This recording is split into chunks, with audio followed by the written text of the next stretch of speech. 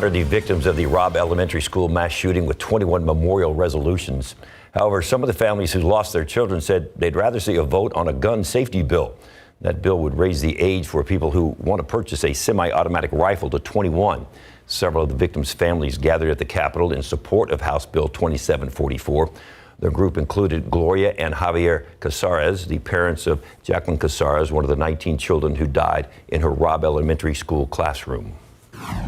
You don't want to be in my shoes. I never thought I would. I'm not doing this for my daughter. My daughter's not coming back, but your kids are still here, so join us. Republican Representative Ryan Gillian is the committee's chair. Uvalde families say they spoke to him and were told that if the bill had the votes, he would let it go up for a vote. That has not happened yet. A migrant who had been deported 4 times, accused of killing 5 of his neighbors in Texas, finally in police custody.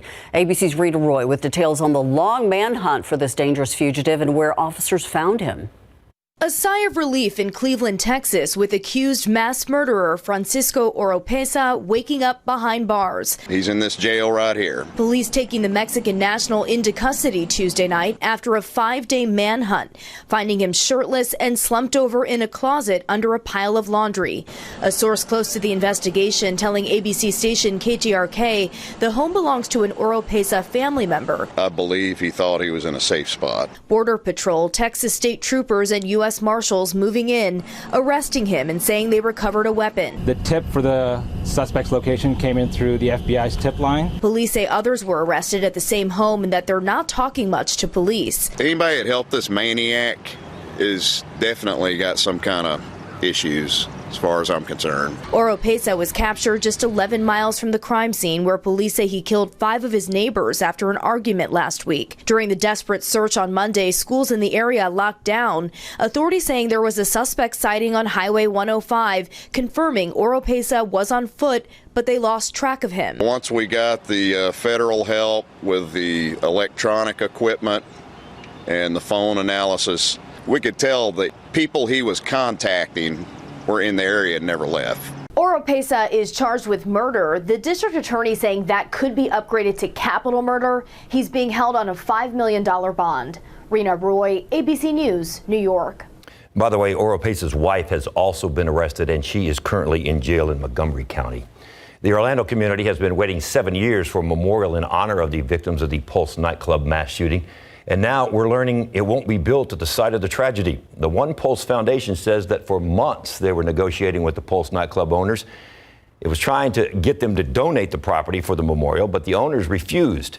The city of Orlando offered the owners more than $2 million for the nightclub site in 2016. They declined the offer because they wanted to be in charge of making the memorial. The One Pulse Foundation says it'll provide an update in the coming weeks about a new possible location. The private papers of late Justice John Paul Stevens revealing new details about the Clinton versus Jones case back in the late 1990s. According to the documents, the Supreme Court was concerned about appearing political when it ruled against President Bill Clinton. In a unanimous decision, though, the justices ruled that the then president could not invoke presidential immunity in order to avoid a civil suit for alleged sexual misconduct that was brought by Paula Jones. Memos showed at least one of the justices stressed that the court should avoid any ruling that could lead to partisanship. Clinton eventually settled the case with Jones for $850,000. Drug maker Eli Lilly says it is planning to submit its Alzheimer's drug for FDA approval next month. In its latest clinical trial, the company says the drug slowed progression 35% over the course of 18 months. The drug is an antibody that is injected into the blood. It travels to the brain, finds and binds to plaques linked to Alzheimer's. Then the body's own immune system clears away the plaque. According to Lilly, about half the patients achieved plaque clearance after 1 year, and 72% achieved it in 18 months. Lilly did report some side effects, and 3 people died during that trial. Taking another look outside with live cam. Don't be fooled by all this prettiness. Tomorrow, we could be in for some trouble. Yes, we could see some storms coming up tomorrow afternoon. Maybe some strong storms, maybe some good rain too. So, we kind of have to take the good with the bad sometimes, especially this time of year. I want to show you the big picture here across the country. We still have this interesting setup that we mentioned yesterday. You see all the rain across the Northeast. It's cold and wet there. And then you've got cool temperatures on the West Coast with an area of low pressure right off the coast of California. We're kind of sitting in the middle where things are fairly warm and humid too. 78 here in San Antonio, 76 in Dallas. We're just a little bit cooler than places like Orlando and Miami. But look at the cool temperatures up around Cleveland. 48 right now, 52 in New York City, and it's in the 50s in San Francisco as well. So cool pattern for those folks. We're going to stay in heat and humidity here, which will eventually lead to some showers and storms gathering tomorrow. 84 degrees at 4 o'clock today. That's our high temperature. We're down into the 70s tonight. As you plan out your evening, just know it'll be partly cloudy, becoming mostly cloudy overnight. Here's a look at our rain chances next few days. Coming up tomorrow, about a 30% chance, and that's mainly during the afternoon hours. We bump it up to a 40% chance Thursday night. That's our best chance, I think, to see rain. But we still have some more opportunities down the line. Friday, Saturday, Sunday, some isolated afternoon stuff. And all those days we could see some form of severe weather. We're going to take a look at the 7-day forecast and what the computer models are seeing coming up here in just a couple minutes, guys. Thank you, Justin. A major city handing out hundreds of free air tags. What they are and why police hope this will help curb crime.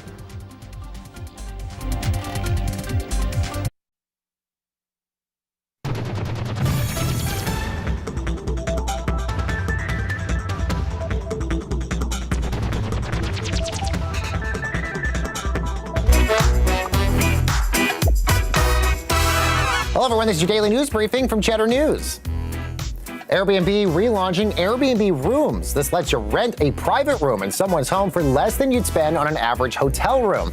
Now, Airbnb also announcing they'll allow U.S. and Canadian users to split payments over the next several weeks or months, all in partnership with Klarna.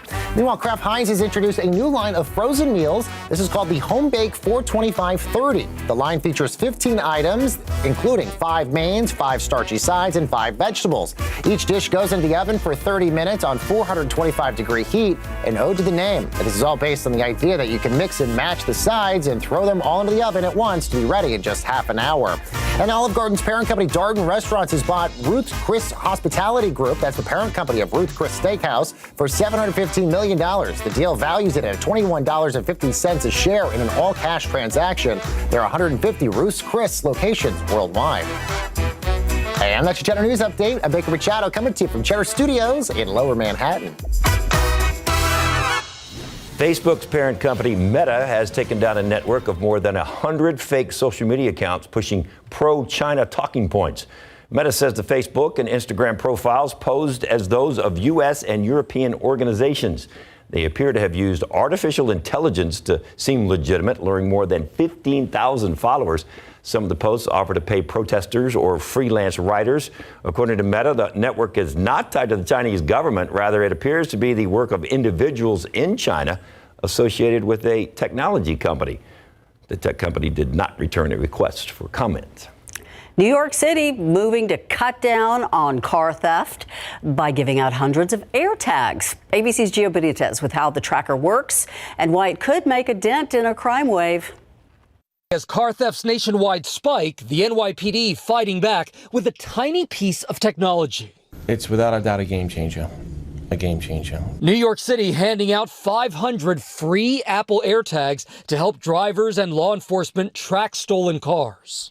So how are you going to distribute all of these AirTags? People in the community can call their local crime prevention officers and then we'll arrange to get the AirTag to them. Here's how the tracker works. Put the AirTag or a similar device into a hidden spot in your car. If a thief takes your car, the signal will be captured by other iPhones nearby, helping you and police find them quickly. We have seen other crimes that were committed with stolen vehicles. So this is why it's very important we have this technology to help us assist. The NYPD says there have been nearly 4,500 car thefts so far this year, up almost 14% since 2022. Specifically, certain Kia and Hyundai models targeted in a TikTok challenge. Ain't that crazy, huh? Police say some of those cars lack anti-theft controls. Stephen Mantic's Kia was stolen in Michigan. We were leaving the theater and I saw my car pull off right in its spot, just pull out in front of me and drive away. 22 states and D.C. are calling on automakers to take action to help curb the rise in thefts. This morning, both Kia and Hyundai telling ABC News they have taken action to keep customers safe, offering software upgrades and steering wheel locks. We're talking about all cars could benefit from something like this, in your view. Right now, for us in fighting crime, we're asking people to go out, and it's not expensive at all, to go out and put one of these in your car as an extra measure of protection. And that was Gio Benitez reporting. Once again, outside with live cams and clouds in there, some blue sky popping through, but things are going to be changing here over the next 24 hours, so get ready. Yeah, rain-wise, it certainly will be. Temperatures hold pretty steady through the weekend. It's going to be hot and humid. There's no other way to put that. We don't have any fronts in the forecast, so it's going to keep things pretty toasty. So far today, we made it up to 79. 65 was a low this morning. That's a little bit above average. Generally speaking, this is kind of average weather. Records are 98 and 45. Those were set back in 1984 and 2013. We'll take a look at the 7-day forecast and talk rain chances coming up.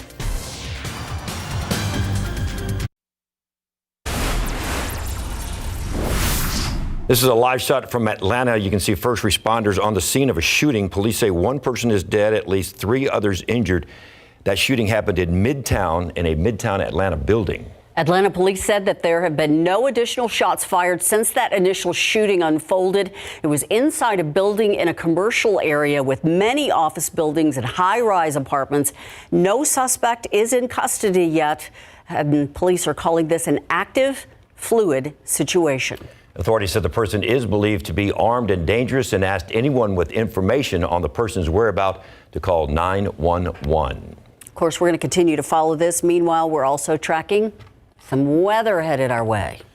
Yeah, we're moving into more of an active pattern again, and we're expecting the chance for some storms, at least some afternoon storms, as we head into tomorrow, Friday, and even into the weekend. You look across the state right now, there's not a lot to see. We didn't even really have that much in the way of morning cloud cover, but there are some showers and storms up across North Texas and parts of Oklahoma. Those are moving east and not towards us, so it's for us, it's just a partly cloudy day. But I will point out, we're starting to see some of these little disturbances in a southwesterly flow aloft that'll be feeding in next couple of days. And sometimes they're hard to pick up, but once they move in, they can generate some storms pretty quickly. And that is what we think is going to happen tomorrow. All indications point to that anyway.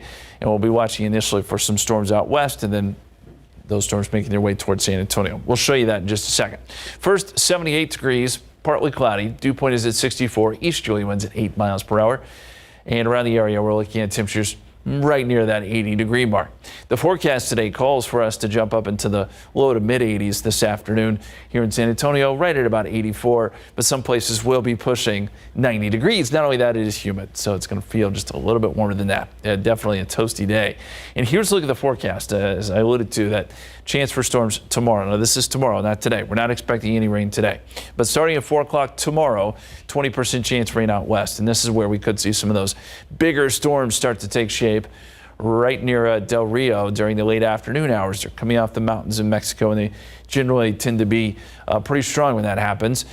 Then as we head towards dinner time, we may start to see a complex of showers and storms develop. Now, the key here is, where does this take shape? And it could be, anywhere. This is not an exact location, but this will have a big bearing on who sees rain down the line. Once it gets its act together, then it scoots east. And by 8 o'clock, we could start to see a few storms here around San Antonio. And then by 9, 10 o'clock, there is a risk for some showers and storms. But notice we have it at a 40% chance because there's still some question as to exactly where it'll set up. If it does make its way into San Antonio, there will be a threat for some strong gusty winds with this, maybe some hail, but also some areas of heavy rain.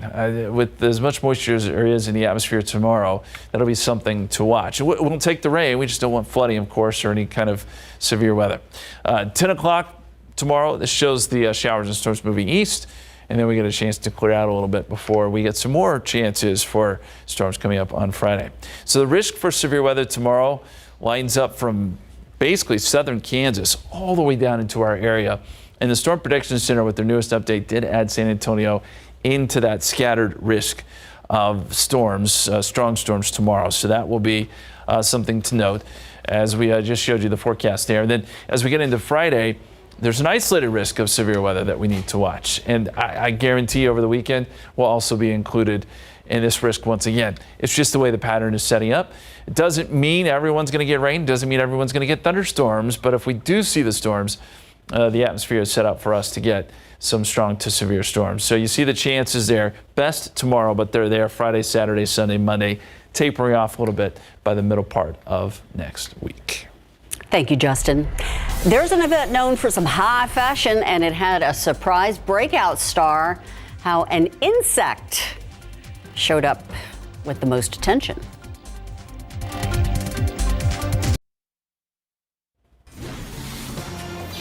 It's an annual fashion extravaganza. It's known as the Met Gala, and it was crawling with celebrities in some crazy outfits.